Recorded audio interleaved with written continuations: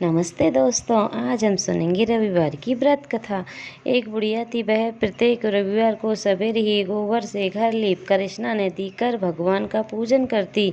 फिर भोजन तैयार कर भगवान को भोग लगाकर स्वयं भोजन करती थी। श्री हरि की कृपा से उसका घर सभी प्रकार से सुख धन दान से पूर्व था। किसी प्रकार का कोई विघ्न या दुख नहीं था। सब प्रकार से घर में आनंद रहता था। उसकी एक पड़ोसन, जिसकी गऊ का गोबर वह बुढ़िया रोज लाया करती, वह उस बुढ़िया की संपन्नता से जलने लगी। वह विचार करने लगी कि वह वृद्ध सर्वदा मेरी गऊ का गोबर ले जाती है, इसलिए अगले दिन से यह अपने गऊ का गोबर घर के भीतर बांधने लगी। वह रविवार का दिन था। बुढ़िया गाय का गोबर न मिलने के कारण अपना घर ना लीप सकी। उस दिन उसने ना तो भोजन बनाया, ना भगवान को भोग लगाया और ना स्वयं भोजन किया। इस प्रकार उसने निहार कर व्रत किया। रात्रि हो गई, वह भूखी सो गई।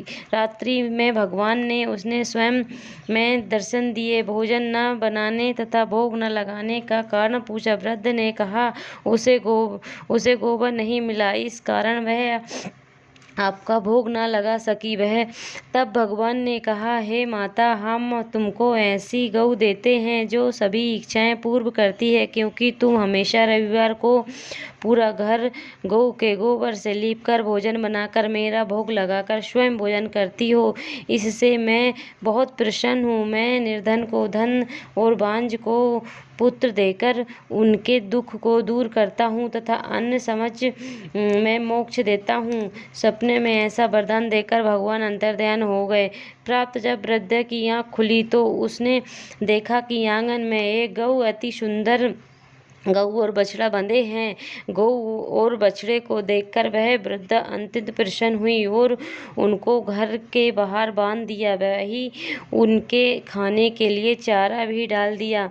जब उसकी पड़ोसन ने बुढ़िया घर के बाहर एक अति सुंदर गऊ और बछड़े को बंधा देखा तो देश के कारण उसका हृदय जल उठा। जब उसने देखा कि गऊ ने सोने का गोबर किया है तो वह चोरी से उस गऊ का गोबर उठाकर ले गई और अपनी गऊ का गोबर उसकी जगह पर रख दी। वह प्रतिदिन ऐसा करती रही। सीधी सादी बुढ़िया को उसकी इस चालाकी की खबर नहीं हुई।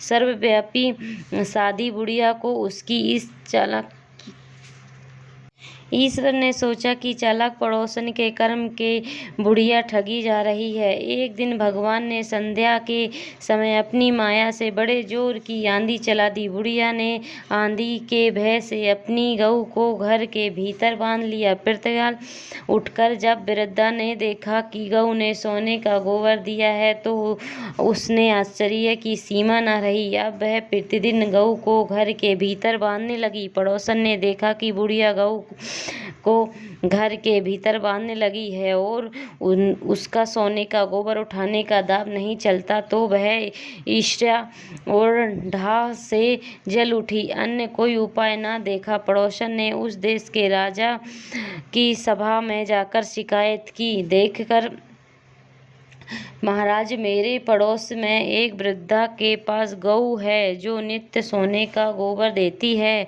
आप सोना प्राप्त कर उससे प्रजा का पाल करिए। वह वृद्धा इतने सोने का क्या करेगी? उसकी बात सुनकर राजा ने अपने दूतों को वृद्धा के घर से गऊ लाने का आदेश दिया। वृद्धा प्राप्त भगवान का भोग लगा भोजन ग्रहण करने जा रही थी कि राजा के कर्मचारी गऊ खोलकर ले गए। वृद्धा बहुत रोई चिल्लाई, किंतु राजा के कर्मचारी ने सामने कोई कहा। उस दिन वृद्धा गऊ के वियोग में भोजन न कर सकी और रात भर रो रो कर ईश्वर से गऊ को पुण्य पाने की प्रार्थना करती रही। राजा गऊ को देखकर बहुत प्रसन्न हुआ, लेकिन अगले दिन सुबह जैसे ही वह उठा, महल गोबर से भरा दिखाई देने लगा। राजा है देखकर घबरा गया। भगवान ने रात्रि में राजा को सपने में कहा, हे राजा, गाय वृद्धा को लौटाने में ही तेरा भला है। उसके रविवार के व्रत से प्रसन्न होकर मैंने यह गऊ उसे दी थी।